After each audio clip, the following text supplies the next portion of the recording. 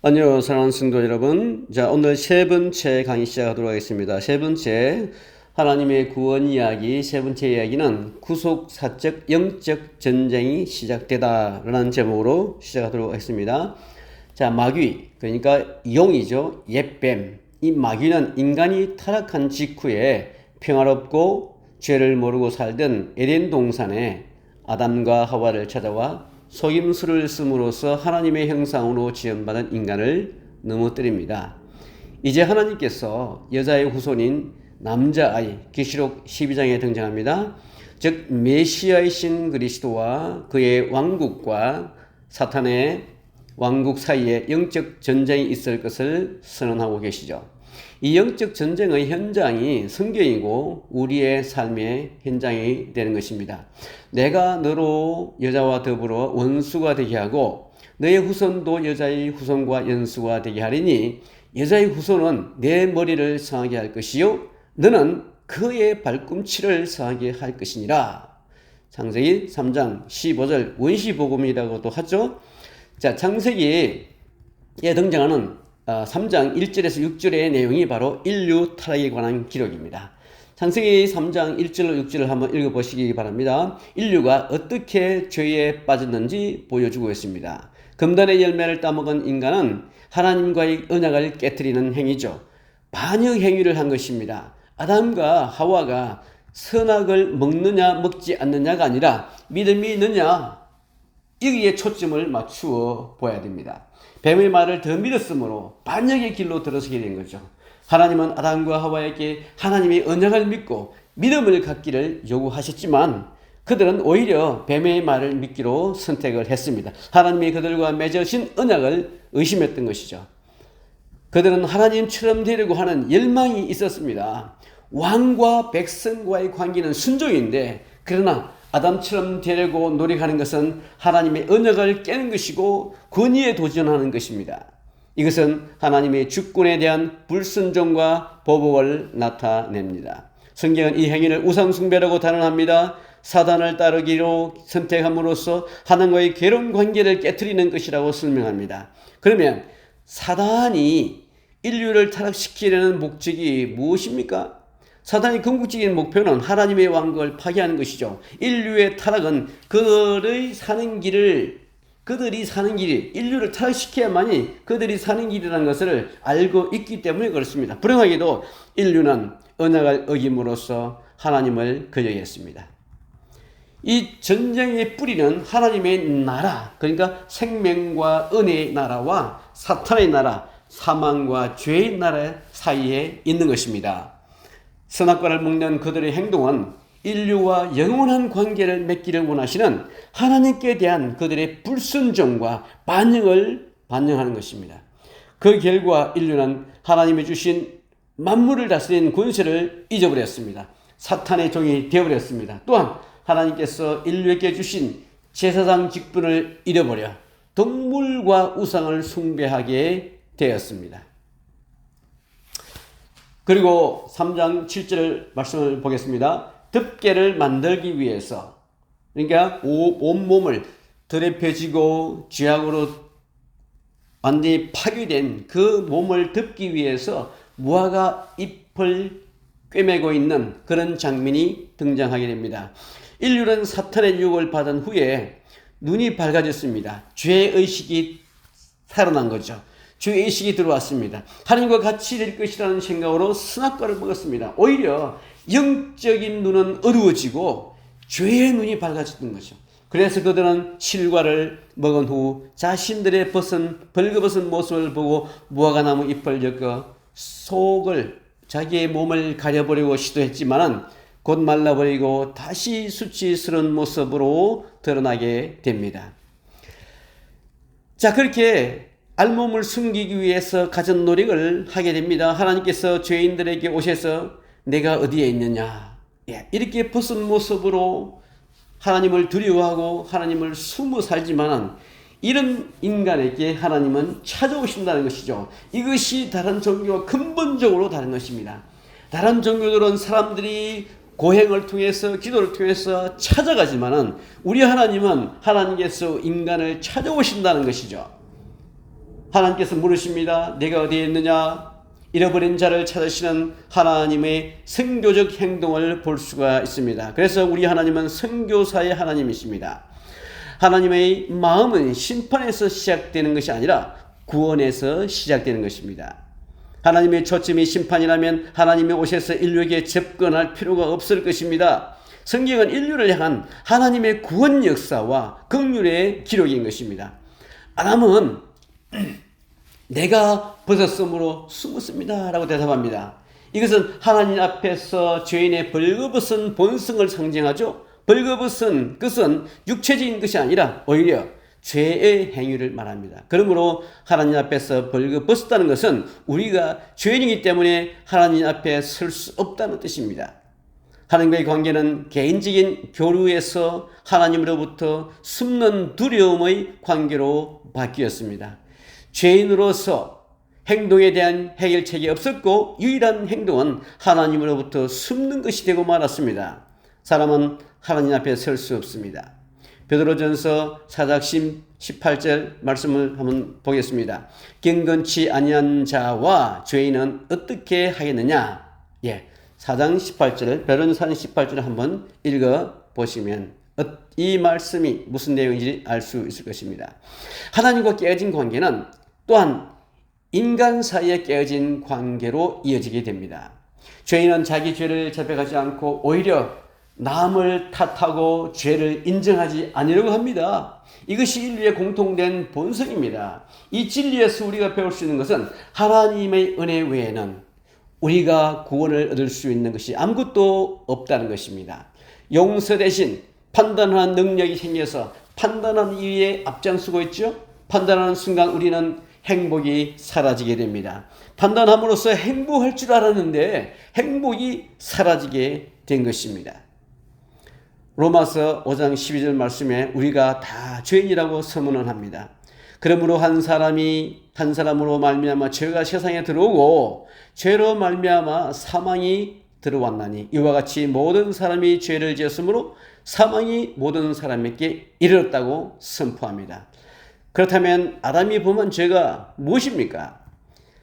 세상에는 다양한 죄가 있지만 두 종류의 죄만 있습니다. 첫째는 불순종과 신성모독을 통한 하나님과의 관계에 관한 죄입니다. 두 번째는 첫 번째 죄에서 비롯된 인류의 관계에서 볼 수가 있습니다. 인간은 죄에 대해서 말할 때 선과 악, 옳고 그름을 즉시 생각합니다. 그래서 그들은 그러한 행동에서 면제된다고 생각을 합니다. 그래서 죄의 기원은 하나님의 언약에 대한 불순종과 불신앙에 있어서 하나님과 그 인간의 관계에서 시작된다는 것입니다. 아담이 선악을 알게 하는 나무의 그 열매를 따먹은 이유가 무엇이겠습니까? 그것은 하나님께 대한 불순종의 행위였습니다. 하나님의 언약과 사랑, 그 관계를 깨트려 버린 거죠. 하나님의 형상대로 되는 것은 하나님처럼 되고자 하는 인간의 오만한 이게 아닙니다. 하나님의 은혜에 불순종하는 행위죠. 오히려 모든 죄의 뿌리는 하나님과의 관계에서 나옵니다. 윤리적, 도덕적 죄는 이러한 죄 다음에 왔습니다. 도덕적 죄는 하나님과 인간 사이의 관계가 깨어진 데서 발생하게 되는 것입니다. 성경은 죄의 결과를 사망이라고 말합니다. 죽음은 삶과 분리를 말합니다. 너는 반드시 죽으리라. 는 하나님의 언약에 근거한 이별과 죽음이죠. 살아있는 것 같지만 일단 이 죽음이 일어나면 삶과 완전히 분리가 됩니다. 이것이 우리의 현재 상태입니다. 모든 사람은 태어날 때부터 하나님과 분리되어 있는 것입니다. 결국은 창세기 3장 24절 말씀처럼 이제 쫓겨나게 됩니다. 하나님은 우리 아담과 하와를 에덴 동산에서 쫓아내셨습니다.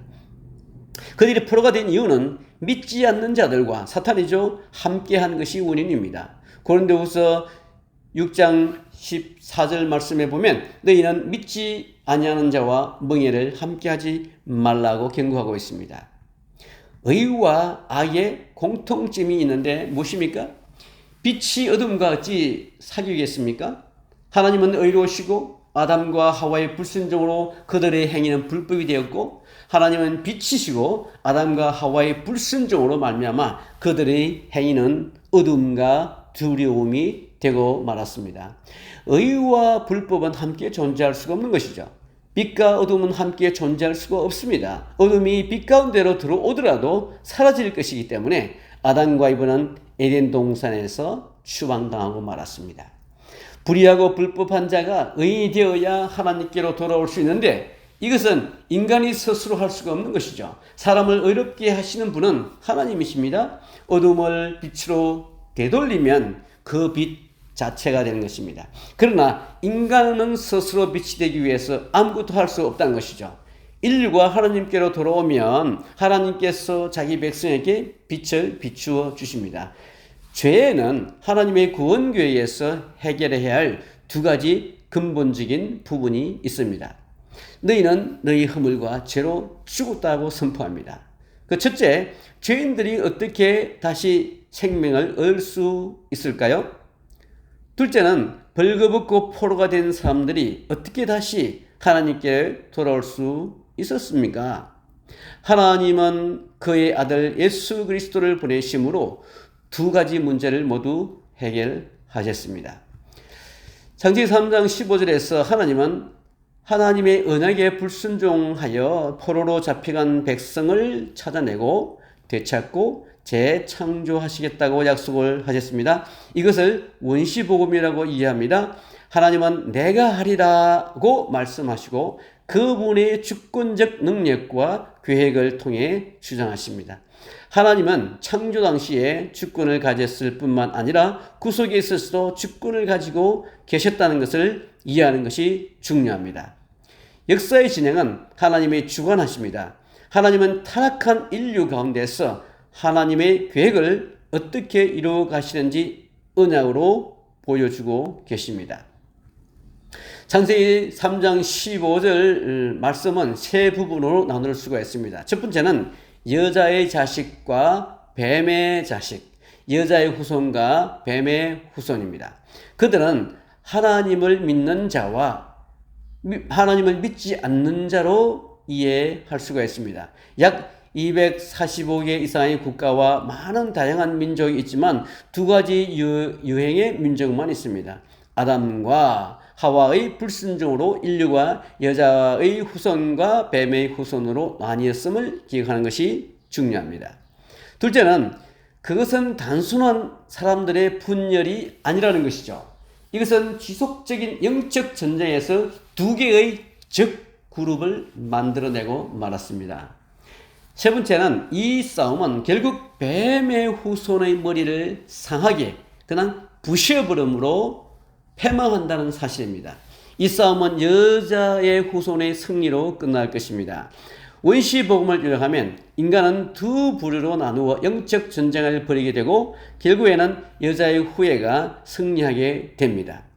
뱀의 후손들은 조용히 떠나지 않고 여자들의 후손들의 발 뒤꿈치를 깨물며 끝까지 싸우게 될 것입니다. 하나님은 왜 인류를 갈라놓고 원수를 만드셨습니까? 만일 하나님께서 인류가 계속 죄를 짓도록 내버려 두셨다면 하나님이 창조하신 모든 것은 결국 하나님의 주권에 어긋나게 될 것입니다. 그래서 하나님은 인간과 사탄의 관계를 회복하기 위해 인간을 사탄과 원수가 되게 하셨습니다. 두 후손의 이별은 인간이 할 수 있는 일도 아니고 전혀 자연히 일어날 일도 아닙니다. 오히려 그것은 모두 하나님의 주권적 계획 안에 있었습니다. 과거부터 미래까지 여자의 후손은 뱀의 후손의 머리를 상하게 할 것입니다. 결론적으로 하나님은 여자의 후손을 통해 구원을 이루고 사탄을 이기실 것입니다. 창세기 3장 21절로 갑니다. 여호와 하나님이 아담과 그의 아내를 위하여 가죽옷을 지어 입히시니라고 말하고 있습니다. 창세기 3장 7절에 따르면 그들이 벌거벗은 것을 알고 무화과나무 잎을 엮어 몸을 가렸다라고 합니다. 스스로 이불을 만든 뒤에도 내가 동산에서 하나님의 말씀을 듣고 내가 벗었으므로 두려웠나이다. 그래서 숨었습니다. 자, 그 전에 벌거벗은 것을 부끄러워하지 아니하고 하나님을 피하여 숨을 필요도 없었습니다. 그들이 무화과 나무 잎으로 만든 허리 가리개, 그죠? 허리 가리개를 입고 있었음에도 불구하고 그들은 벌거벗고 두려워 숨었다라고 말합니다. 이것은 인간의 자신의 죄를 숨기고 덮을 수 없다는 것을 보여주는 동시에 율법의 능력으로 구원받을 수 없는 것도 우리에게 보여주고 있습니다. 그래서 하나님은 가죽옷으로 옷을 지어 그것을 덮게 하셨습니다. 가죽옷은 예수님을 상징합니다. 구원을 위한 하나님의 계획은 우리의 벌거벗은 부끄러움을 가리고 그의 백성을 그분께로 돌아오게 하는 것입니다. 가죽옷을 만들기 위해서는 동물을 죽여야 했습니다. 그것은 하나님의 완전한 희생 제물을 상징하기도 합니다. 보라, 세상 죄를 지고 하는 하나님의 어린 양이로다. 죄는 아담과 하와가 지었지만 그들의 죄를 덮기 위해서 죄 없는 동물이 죽어야 했습니다. 왜냐하면 피 흘림이 없은 적 사함이 없다고 히브리에서 기록합니다. 인류의 흠, 그 의를 위하여 인류의 그 흠을 가리는 그 가죽옷은 모든 죄를 위하여 죽을 어린 양을 예고하는 것이죠. 그리고 그것은 예수 그리스도입니다. 비록 아담과 하와가 포로가 되었지만 죄의 포로가 된 거죠. 더 깊은 의미는 그의 백성을 그의 왕국으로 다시 데려오려는 하나님의 의도인 것입니다. 이제 로마서 1장 17 말씀에 보니까 가장 중요한 교훈을 배우고 깨닫는 곳이 바로 있는데 17절 말씀은 1장 17절 말씀은 의인은 믿음으로 말미암아 산다고 선언하고 있습니다. 복음이 뭘까요? 복음은 말 그대로 좋은 소식입니다. 그렇다면 좋은 소식은 무엇입니까? 포로된 인류가 하나님께로 돌아갈 수 있는 그런 기쁜 소식이죠. 인류에게 이것은 우리가 들을 수 있는 가장 큰 소식입니다. 이것이 하나님의 의의 나타남입니다. 인류는 죄를 짓고 불의하게 되었고 타락으로 고난을 겪었습니다. 이러한 어려움을 해결하는 길은 하나님께로 돌아가는 것입니다. 그러므로 하나님께로 돌아갈 수 있다는 소식이 가장 큰 소식이고 이것이 복음이고 인류가 하나님께로 돌아오면 의인이 되는 것입니다. 바울은 로마서 1장 8절로부터 3장 20절까지 죄의 기원과 신학에 대해서 이야기를 하고 있습니다. 3장 21절에서 바울은 하나님의 의가 나타났느니라고 말하고 있습니다. 죄인이 되는 것은 하나님 앞에서 벌거벗은 것과 같습니다. 사람에게 의의 옷을 지어 입히는 것은 하나님의 일입니다. 이것은 존재하는 죄에 대한 하나님의 덮음을 상징합니다. 아담과 하와가 몸을 가리려고 했으나 그 수건으로 하나님께 돌아갈 수가 없었습니다. 그러므로 하나님은 그들에게 가죽옷을 지어 입히신 거죠. 이것은 장차 나타날 하나님의 의에 대한 예언인 것입니다. 아담과 하와가 포로로 잡혀갔지만 하나님께서 가죽옷을 입히신 것은 예수 그리스도로 말미암아 임할 의를 미리 말씀하고 있는 것이죠. 이러한 하나님의 의의 나타남이 좋은 소식인 것입니다. 이것이 바로 복음인 것입니다. 인간이 할 수 있는 일은 그것을 감사한 마음으로 받아 입는 것뿐입니다. 그러므로 의인은 믿음으로만 사는 것입니다. 자, 오늘 말씀은 여기까지 하고 다음 시간에 네 번째 시간을 갖도록 하겠습니다. 수고하셨습니다.